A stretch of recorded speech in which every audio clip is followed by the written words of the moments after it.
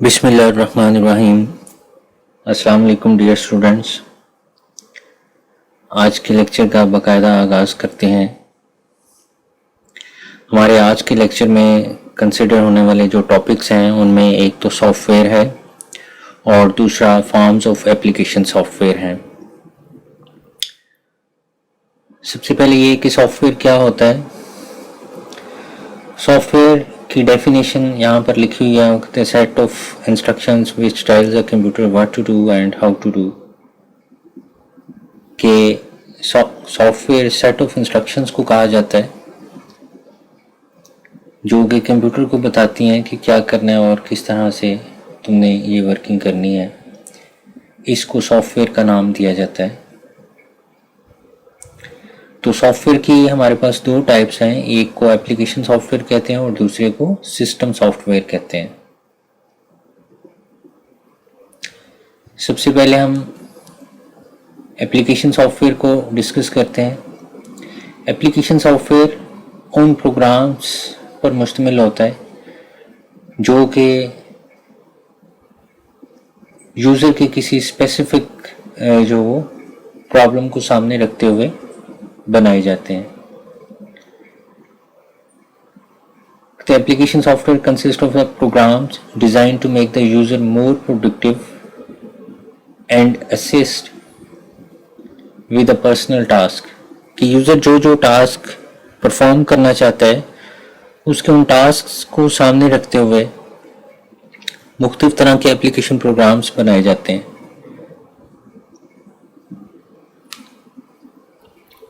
For example, to make the business activities more efficient, user अपनी business के हवाले से जो जो वर्किंग करना चाहता है वो वर्किंग अच्छे तरीके से जो वो परफॉर्म कर सके, इसके लिए एप्लीकेशन सॉफ्टवेयर्स बना दिए जाते हैं। और वो कहता है to assist with the graphics and multimedia projects. कि यूज़र अगर ग्राफिक्स से रिलेटेड कोई वर्किंग करना चाहता है या मल्टीमीडिया प्रोजेक्ट्स के हवाले से वर्किंग करना चाहता है तो उसके लिए जो वो सॉफ्टवेयर्स बना दिए जाते हैं। फिर ये कि अपने घर में या पर्सनल या एजुकेशनल टास्क कंप्लीट करने के लिए कोई वर्किंग करना चाहता है उसके लिए सॉफ्टवेयर बना दिए जाते हैं। या वो कम्युनिकेशन करना चाहता है तो ये तीन चार जो एग्जांपल्स दी गई हैं ये एज ए एग्जाम्पल यहाँ पर लिखा गया है। इसके अलावा और बहुत सारी जो रीजंस हैं जिनके लिए एप्लीकेशन सॉफ्टवेयर्स बनाए जाते हैं। हर वो यूज़र स्पेसिफिक टास्क जो यूज़र अपने कंप्यूटर में परफॉर्म करना चाहता है उस टास्क को कंप्लीट करने के लिए कोई ना कोई एप्लीकेशन सॉफ्टवेयर डिज़ाइन किया जाता है। अब अगर यूज़र कोई सॉन्ग सुनना चाहता है तो उसके लिए कई सॉफ्टवेयर्स बनाए गए हैं जो कि सॉन्ग्स को प्ले करते हैं। अगर वो मूवी देखना चाहता है उसके लिए कई सॉफ्टवेयर्स बनाए गए हैं जो कि मूवी को प्ले करते हैं। कोई कैलकुलेशन करना चाहता है उसके लिए कई सॉफ्टवेयर्स बनाए गए हैं। वो अगर कोई डॉक्यूमेंट फाइल्स बनाना चाहता है उसके लिए कई सॉफ्टवेयर्स बनाए गए हैं। लिहाजा यूज़र स्पेसिफिक टास्क कंप्लीट करने के लिए जो सॉफ्टवेयर बनाया जाता है उसको एप्लीकेशन सॉफ्टवेयर का नाम दिया जाता है।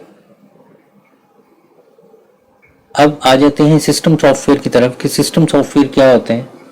वो कहते हैं सिस्टम सॉफ्टवेयर्स वो सॉफ्टवेयर्स होते हैं जो कि एक इंटरफेस का काम करते हैं। अब वो इंटरफेस का काम किस तरह से करते हैं, वो कहते हैं यूज़र एप्लीकेशन सॉफ्टवेयर और कंप्यूटर हार्डवेयर के दरमियान एक इंटरफेस का काम करते हैं। यूज़र डायरेक्टली एप्लीकेशन सॉफ्टवेयर को यूज़ नहीं कर सकता। ये देखिए यूज़र है, ये सिस्टम सॉफ्टवेयर है और ये एप्लीकेशन सॉफ्टवेयर है। यूज़र ने अगर एप्लीकेशन सॉफ्टवेयर को यूज़ करना है तो वाया सिस्टम सॉफ्टवेयर यूज़ करेगा। यूज़र ने अगर हार्डवेयर को यूज़ करना है तो वाया सिस्टम सॉफ्टवेयर हार्डवेयर को यूज़ करेगा। इसका मतलब ये हुआ कि जो सिस्टम सॉफ्टवेयर है वो एक इंटरफेस है between the user and application software और हार्डवेयर। कि हार्डवेयर और एप्लीकेशन सॉफ्टवेयर और यूजर के दरमियान एक इंटरफेस का काम करता है। अगर तो सिस्टम सॉफ्टवेयर होगा तो हम इन चीज़ों को इस्तेमाल कर सकेंगे, अगर सिस्टम सॉफ्टवेयर नहीं होगा तो हम इन चीज़ों को इस्तेमाल नहीं कर सकेंगे। सो सिस्टम सॉफ्टवेयर की हमारे पास 3 जो वो टाइप्स हैं, एक तो ऑपरेटिंग सिस्टम्स हैं, दूसरा यूटिलिटी प्रोग्राम्स है और तीसरा डिवाइस ड्राइवर्स है। तो इनको हम आगे चल के जो डिस्कस करेंगे।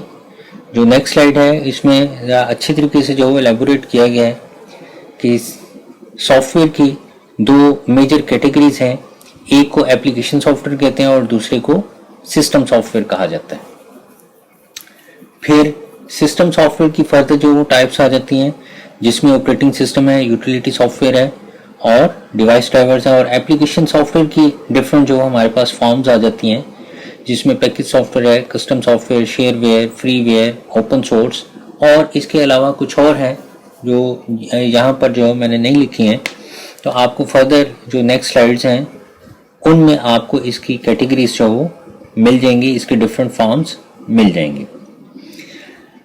तो अब हम आ जाते हैं एप्लीकेशन सॉफ्टवेयर को थोड़ा सा ज़्यादा एलेबोरेट करते हैं। तो वो कहते हैं कि application software is used to perform the various application tasks on the computer। कि application software basically user level के जो टास्क होते हैं उनको कंप्लीट करने के लिए बनाया जाता है। आजकल हमारे पास एप्लीकेशन सॉफ्टवेयर वो कहता है application software is available to meet any user's need, कि यूजर जो भी वर्किंग करना चाहता है उसके लिए कोई ना कोई एप्लीकेशन सॉफ्टवेयर जो बना हुआ है। तो लाखों की तादाद में जो एप्लीकेशन सॉफ्टवेयर्स बने हुए हैं, यूज़र अपना टास्क जो वो टास्क को सामने रखता है और वो ये सर्च आउट करता है कि मेरा ये टास्क किस सॉफ्टवेयर के अंदर जो वो कंप्लीट हो सकता है। तो जिस सॉफ्टवेयर के अंदर वो टास्क कंप्लीट हो सकता है वो सॉफ्टवेयर को जो वो इंस्टॉल कर लेता है और उसमें वर्किंग शुरू कर देता है। यहाँ पर कुछ टास्क दिए गए हैं। मिसाल के तौर पे आपको लेटर जो राइट करना चाहते हैं तो इसके लिए अलग से सॉफ्टवेयर है। कोई प्रेजेंटेशन बनाना चाहते हैं, इसके लिए अलग से सॉफ्टवेयर है। अपनी फाइनेंशियल ट्रांजैक्शंस को मैनेज करना चाहते हैं, इसके लिए अलग से सॉफ्टवेयर है। अगर आप अपनी बिजनेस इन्वेंट्री को जो वो मैनेज करना चाहते हैं उसके लिए अलग से सॉफ्टवेयर है। टैक्स रिटर्न्स पे करना चाहते हैं, इमेजेस में एडिट करना चाहते हैं, या आप कोई ड्राइंग परफॉर्म करना चाहते हैं, आप वेब को जो वो एक्सेस करना चाहते हैं, या उसमें वीडियो कॉन्फ्रेंसिंग जो वो आप परफॉर्म करना चाहते हैं, या गेम खेलना चाहते हैं। तो ये कुछ टास्क्स यहाँ पर दिए गए हैं और कुछ मैंने आपके साथ इस स्लाइड से पहले भी जो वो शेयर किए हैं। तो ये वो टास्क्स हैं जो कि यूज़र परफॉर्म करना चाहता है और वो परफॉर्म करने के लिए किसी ना किसी एप्लीकेशन सॉफ्टवेयर को यूज कर लेता है। कुछ फॉर्म्स आ जाती हैं हमारे पास। अब बेसिकली जो एप्लीकेशन सॉफ्टवेयर की फॉर्म्स हैं उसमें सबसे पहले तो पैकेज सॉफ्टवेयर है, फिर कस्टम सॉफ्टवेयर है, फिर वेब एप्लीकेशंस हैं, फिर उसके बाद वो कहता है ओपन सोर्स सॉफ्टवेयर है, शेयरवेयर सॉफ्टवेयर है, फ्रीवेयर है, पब्लिक डोमेन सॉफ्टवेयर है, मोबाइल ऐप्स हैं और पोर्टेबल सॉफ्टवेयर्स हैं। तो ये वो सॉफ्टवेयर की फॉर्म्स हैं जो कि हमने आज के लेक्चर में डिस्कस करनी है। सबसे पहले हमारे पास पैकेज सॉफ्टवेयर आ जाते हैं। पैकेज सॉफ्टवेयर का वो कहता है कि पैकेज सॉफ्टवेयर, इनको रिटेल सॉफ्टवेयर भी कहा जाता है और ये कॉपीराइटेड होते हैं और वैरायटी ऑफ यूजर्स के लिए इनको बनाया जाता है। ये एक सिंगल यूजर के लिए नहीं होते। और वो अगर आप नेक्स्ट पॉइंट देखें तो उसमें ये लिखा हुआ है कि इनको पर्टिकुलर यूजर के लिए डेवलप नहीं किया जाता बल्कि ऑर्गेनाइजेशन के लिए या वैरायटी ऑफ यूजर्स के लिए जो इनको डेवलप किया जाता है। इसी तरह से होता है package software, for example word processing है या स्प्रेडशीट सॉफ्टवेयर, ये सारे पैकेज सॉफ्टवेयर्स हैं और बहुत सारे जो पैकेज सॉफ्टवेयर्स हैं वो वेब पे भी अवेलेबल है, आप वहाँ से भी उनको डाउनलोड कर सकते हैं। फिर उसके बाद हमारे पास कस्टम सॉफ्टवेयर्स आ जाते हैं। एक और चीज़ मैं आपको पैकेज सॉफ्टवेयर में बता दूं, जैसा कि आपने यहाँ पर पढ़ा कि ये किसी एक सिंगल यूज़र की नीड्स को सामने रखते हुए नहीं बनाए जाते, बल्कि वैरायटी ऑफ यूज़र्स के लिए बनाए जाते हैं। तो हर यूज़र इन सॉफ्टवेयर्स को अपनी ज़रूरत के मुताबिक इस्तेमाल करता है।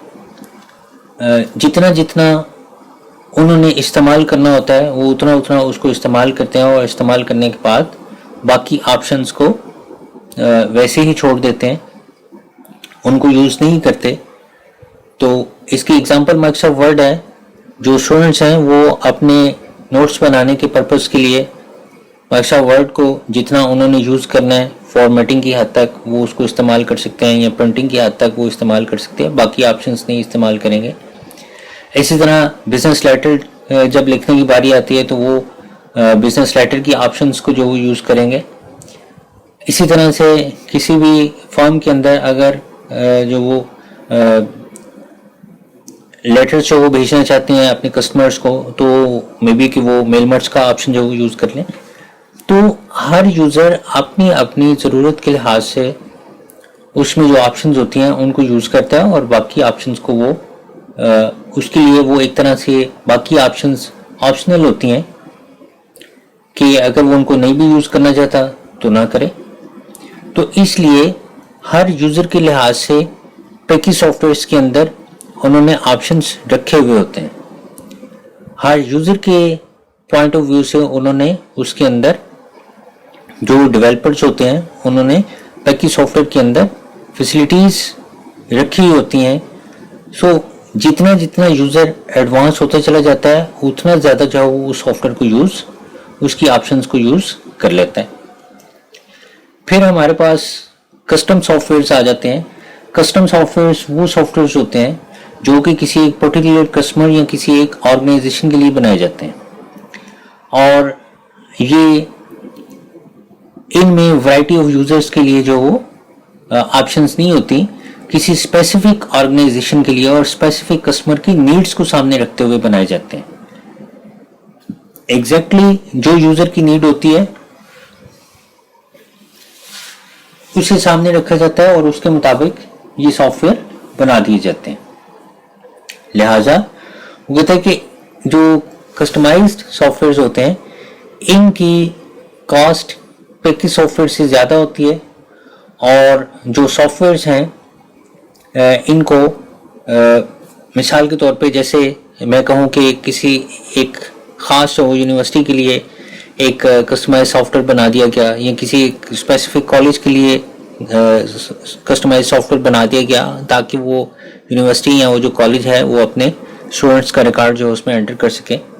इसकी एक एग्जांपल ये भी है, लाइक जिस तरह से बैंक्स हैं, हर बैंक का जो है वो अपना एक स्पेसिफिक जो वो सॉफ्टवेयर है और वो उसके अंदर अपनी वर्किंग जो परफॉर्म करते हैं। लाइक जैसे पाकिस्तान के जितने भी सिटीजन्स हैं उनका रिकॉर्ड रखने के लिए नादरा ने एक सॉफ्टवेयर बनाया हुआ है। अब वो जो सॉफ्टवेयर है वो मेरे लिए यूजलेस है, आपके लिए यूजलेस है, किसी यूनिवर्सिटी के लिए यूजलेस है, क्योंकि हमारी नीड्स ही उसमें नहीं है।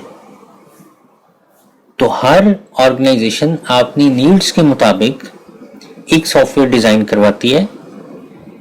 जो सॉफ्टवेयर डेवलपर्स की टीम होती है वो उनकी नीड्स को सामने रखते हुए एक सॉफ्टवेयर उनको डेवलप करके देती है और ये जो कस्टमाइज सॉफ्टवेयर्स होते हैं ये भी कॉपीराइटेड होते हैं और इनकी कॉपीराइट्स उस ऑर्गेनाइजेशन के पास होते हैं जो कि इनके अगेंस्ट सॉफ्टवेयर डेवलपर्स को पे करती है। सो वो कहते हैं कि जो टीम है सॉफ्टवेयर डेवलपर्स की या प्रोग्रामर्स की, वो उस ऑर्गेनाइजेशन के लिए वो सॉफ्टवेयर जो वो डेवलप कर देते हैं और फिर वो उनको जो वो उनके सिस्टम्स पे उसको उन सॉफ्टवेयर्स को डिप्लॉय कर देते हैं ताकि वो उसको इस्तेमाल कर सकें। तो ये कस्टम सॉफ्टवेयर्स कहलाते हैं। फिर उसके बाद हमारे पास शेयरवेयर सॉफ्टवेयर्स होते हैं। शेयरवेयर सॉफ्टवेयर्स भी कॉपीराइटेड होते हैं लेकिन ये किसी ख़ास जो टाइम पीरियड के लिए लिमिटेड जो वो टाइम पीरियड के लिए आपको जो वो फ्री दिए जाते हैं, या इसके अंदर ये भी ऑप्शन हो सकती है कि अगर वो अनलिमिटेड टाइम के लिए है तो फिर उसके अंदर जो ऑप्शंस हैं वो लिमिटेड होंगी, वो फुल ऑप्शंस के साथ नहीं होंगे। तो दो जो वो ऑप्शंस हो सकती हैं। पहली ऑप्शन तो ये है कि अगर यूज़र जो है उसको परचेज कर लेता है, अगर वो उसको पसंद आ जाते हैं तो फिर वो यूज़र जो है उसको परचेज कर लेता है, और अगर उसको पसंद नहीं आता तो वो उसको अनइंस्टॉल कर लेता है, यानी वो अपने कंप्यूटर से उसको रिमूव कर देता है। तो आमतौर पर वो कहता है कि जो शेयरवेयर सॉफ्टवेयर होते हैं वो अपनी वर्किंग जो वो बंद कर देते हैं जब उनका टाइम पीरियड एक्सपायर हो जाता है, और वो आपको परचेज करने का मैसेज दे देते हैं। सो यूज़र फिर डिसाइड करता है कि आया ये सॉफ्टवेयर जो उसके लिए सही है। अगर तो सही है तो वो उसको परचेज करता है। जब परचेज करता है तो जो ऑर्गेनाइजेशन है वो एक जो उसको लाइसेंस की जो वो दे देते हैं, जो कि नंबर्स पर मुश्तमिल होती हैं या कैरेक्टर्स पर मुश्तमिल होती है। सो वो उस सॉफ्टवेयर के अंदर जो है वो एंटर कर देता है, और वो सॉफ्टवेयर जो है फर्दर आगे रन होना शुरू हो जाता है। लिहाजा अगर वो यूज़र को पसंद नहीं आता तो वो उसको अनइंस्टॉल कर देता है।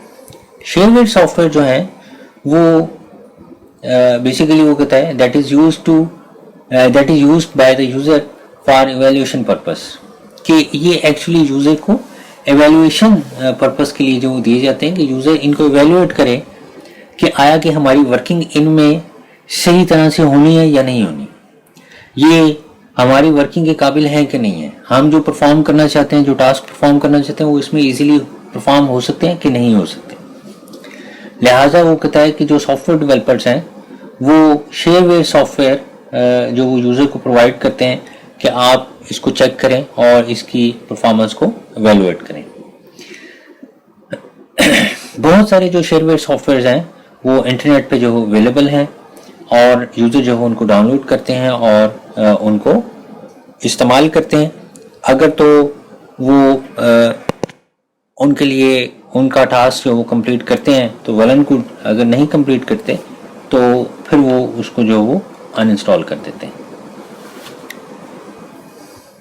एक और चीज़ जो मैं आपको एक एग्जांपल जो बता देता हूँ, लाइक जिस तरह से हमने अपने कंप्यूटर्स में एंटीवायरस सॉफ्टवेयर्स इंस्टॉल किए हुए हैं, और आपको पता है कि जो एंटीवायरस सॉफ्टवेयर है वो 1 मंथ के लिए फ्री दिए जाते हैं, और आफ्टर 1 मंथ जो वो एक्सपायर हो जाते हैं। तो एंटीवायरस तो एक स्पेसिफिक टाइम के लिए, यानी ये टाइम लिमिटेड जो सॉफ्टवेयर है, तो ये शेयरवेयर में आएगा। इसी तरह एक और हमारे पास सॉफ्टवेयर है जिसको VCD कटर का नाम दिया जाता है, जो कि आमतौर पे किसी भी मूवी में से एक छोटा सा क्लिप कट करने के लिए इस्तेमाल किया जाता है। तो जो VCD कटर है ये भी शेयरवेयर सॉफ्टवेयर है। अब देखें, वर्किंग पर डिपेंड करता है। मैंने आपको बताया कि जैसी उसकी वर्किंग होगी वैसा जो वो वर्किंग के लिहाज से हो सकता है वो किसी ख़ास जो वो लिमिटेड टाइम के लिए आपको दे दिया जाए फुल ऑप्शंस के साथ, या फिर अनलिमिटेड टाइम के लिए दे दिया जाए लिमिटेड ऑप्शंस के साथ। तो जो एंटीवायरस सॉफ्टवेयर है वो आपको 1 मंथ के लिए दिया जाता है, और उसमें 100% जो उसकी वर्किंग अलाउ होती है।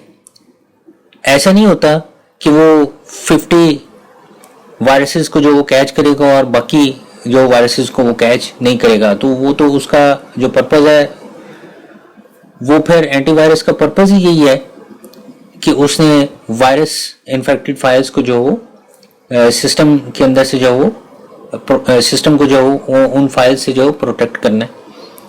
तो अगर वो फर्स्ट 50 फाइल्स को जो प्रोटेक्ट करेगा और फिर बाद में प्रोटेक्शन नहीं देगा तो वो तो सिस्टम में तो जो वायरस आ जाएगा। तो इसलिए वो फुल फ्लेज ऑप्शंस के साथ आपको दिया जाता है, लेकिन वो 1 मंथ के लिए फ्री होता है। दूसरी तरफ अगर आप VCD कटर को देखें तो वो फॉर लाइफ आप उसको यूज कर सकते हैं, लेकिन उसकी ऑप्शंस लिमिटेड होती हैं। अब वो ऑप्शन लिमिटेड क्या है कि आप सिर्फ 1 मिनट का क्लिप कट कर सकते हैं, इससे बड़ा आप क्लिप कट नहीं कर सकते। तो उन्होंने ये इसलिए रखा कि अगर वो 1 मंथ के लिए फ्री उसको दे देते हैं और आपको कहते हैं कि आप जितना मर्जी जो क्लिप कट कर लें, तो यूजर क्या करेगा? यूजर उसको इंस्टॉल करेगा। 1 मंथ के अंदर अंदर वो उसका भरपूर फायदा उठाएगा और फिर अनइंस्टॉल कर देगा। लिहाजा वो जो वर्किंग है उसकी, उस वर्किंग से तो उसने फायदा उठा लिया। तो वर्किंग के लिहाज से फिर जो सॉफ्टवेयर होता है वो यूजर को लिमिटेड टाइम के लिए दिया जाता है। मुमकिन है कि वो टाइम लिमिटेड हो और फुल जो वो ऑप्शंस के साथ हो, और ये भी जो दूसरी जो बात मैंने आपको बताई कि अनलिमिटेड टाइम के लिए दे दी जाए लेकिन लिमिटेड वर्किंग हो उसकी। तो ये दोनों ऑप्शंस के साथ शेयरवेयर सॉफ्टवेयर्स आ जाते हैं।